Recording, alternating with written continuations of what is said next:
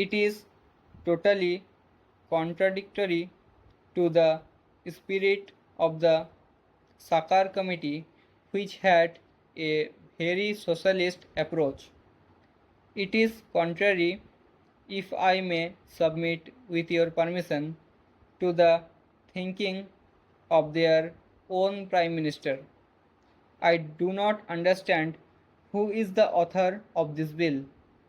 I do not understand how this kind of omnibus bill without direction has been brought. This is one of the most poorly drafted pieces of legislation that I have come across. I submit that, apart from these things, if the Honorable Minister may allow me to submit, I have seen in the administration of companies for smaller things, they are more particular. If a company is not filing some paper on time, promptly they will send a notice. But there are some other companies which I know of which are not repaying their depositors. Depositors are knocking at their doors and nobody listening to them. This kind of anomaly must be corrected, since this is a very important act in the sense that the entire corporate sector is administered by this act. If the government has any power to discipline companies, it is through this act.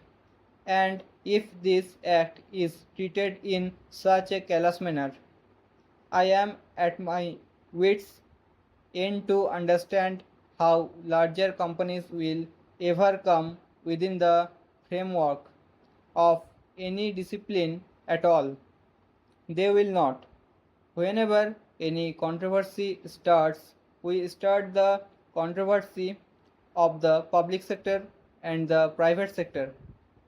This is a needless controversy. In this country, we need the private sector and we need the public sector. In this country, we need large companies and we need small companies. Everybody must play his role as per the scheme of the constitution, as per the scheme of various resolutions. We in the opposition may or may not agree with the government's policies, but just now the government policies must adhere at least to what their own avowed objectives are. This bill does not even conform to their own pattern. It is strange to me.